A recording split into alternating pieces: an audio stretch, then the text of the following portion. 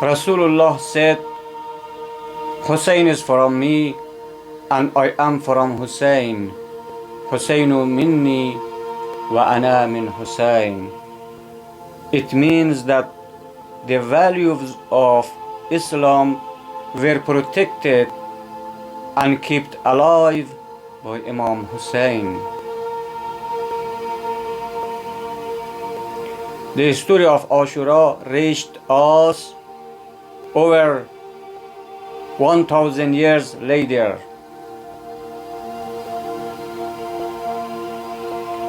The story of Karbala and martyrdom of Imam Husain in the history of Islam was extremely shocking. It was shocking that the Prophet's beloved and the Prophet's grandson were killed by oppressors of his ummah, his nation. He killed by the power-hungry groups and evil dictator.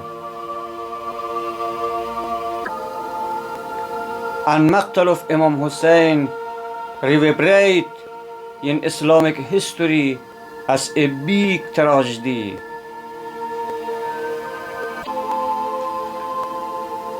When the day of Ashura would come and when people listen what happens to Imam Husain, they felt it happened on some other planet. We cannot fathom that these events happen here on our planet. This must have happened in some other planet. How could this happen? It is a kind of surreal story. The Umayyads, they want to avoid informing people of who was killed in Karbala. When they celebrated in Damascus, in Sham, they would not tell people who was killed. They would say there is a family rebels, and basically God gave us victory over them. But then news started to spread, deflect the blame, and then Bani Umayyah should answer to the blame. They said Ibn Ziyad, he was the governor of Kufa, who was responsible for that, not us. They also said, narrative was that Imam Husain, he is the one who sparked violence. He knew there was a legitimate leader ruling in Damascus. Why did he go to Iraq? But it was very difficult for them to justify it.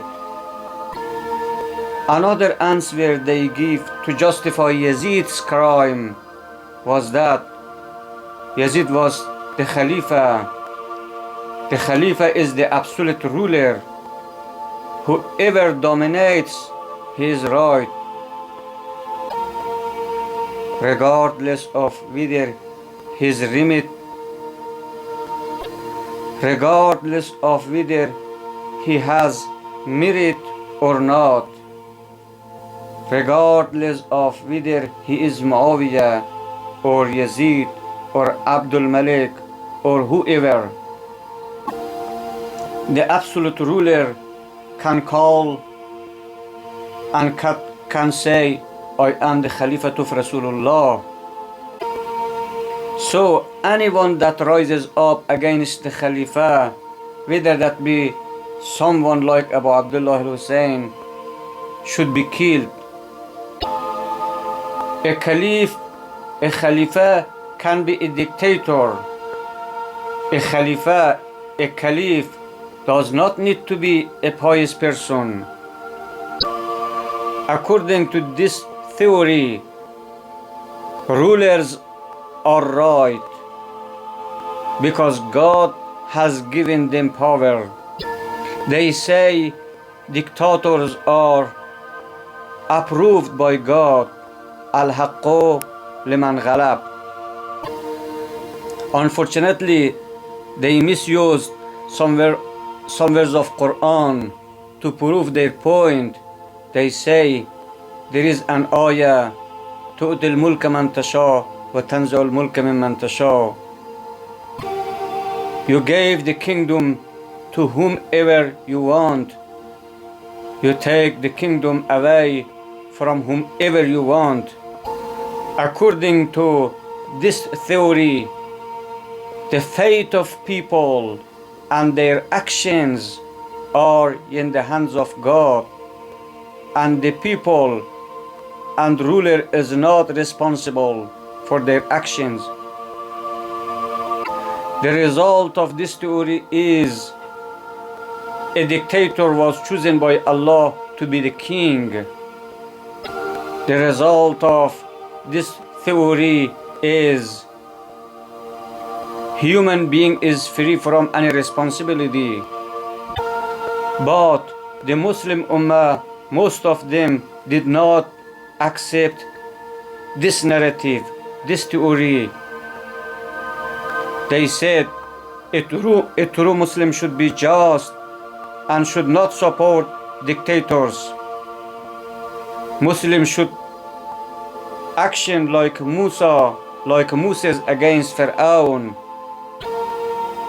The Muslim Ummah knew that this narrative, this theory was biased, and this narrative and this theory was not justified. That's why so many revolutions took place after the martyrdom of Imam Husain alayhi salam. People could not accept this narrative. The narrative of Umayyah was unjustified, and Muslims were inspired by Imam Husain. For this reason, Muslims wrote the history of Imam Husain in different books. One of the most important compilers of the Maqtal of Imam Husain was a man. His name was Lut ibn Yahya, also known as Abu Mikhnaf. His name is often heard in the various maqatil that we read today. His name is often heard in the various maqatil that we read today. He was one of the first historians to document what happened in Karbala. He was born in the second half of the first Hijri century. He came from a noble family in Kufa. He was known to be the greatest historian in Kufa during his era. It is very clear from his works that he truly loves Ahlul Bayt alayhim salam deeply. Abu Mikhnaf takes it upon himself to compile the Maqtal, the eulogy and the killing of Imam Husain and the killing of Imam Husain alayhi salam. He begins to search for eyewitnesses who were there present in Karbala, and he wrote a very important book called the Maqtal of Imam Husain. Unfortunately, his book has not survived throughout history, and in fact his 30 other books, none of them have survived throughout history. What we know about his works is from other historians. For instance, Tabari, the famous historian, he has narrated nearly 100 narrations from Abu Mikhnaf. So you can find his narrations in the works of other historians. What's unique about Abu Mikhnaf, he was a historian who wrote history with a sense of detail, and other historians have not this methodology. When someone says that Abi Mikhnaf said this, it has a validation.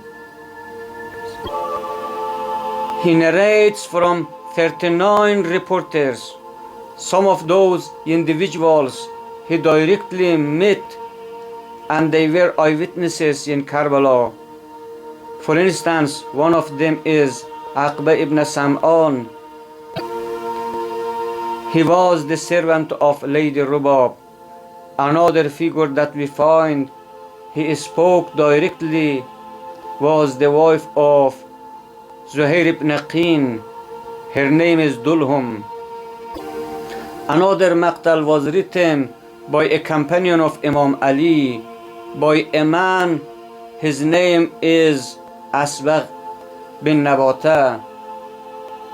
Unfortunately, due to political situation, that work of his, unfortunately, his book was lost, and we don't have it with us today. Another maqtal was written by a man by the name of Jabir ibn Yazid Ja'fi, who is a companion of Imam al-Baqir alayhi salam. Another maqtal was written by Sheikh Saduq, who is the greatest scholar. We have more than 13 maqtals. Some of them are primary and other are secondary maqtal. And the writer of secondary maqtal has access to the primary maqtal and narrate from them.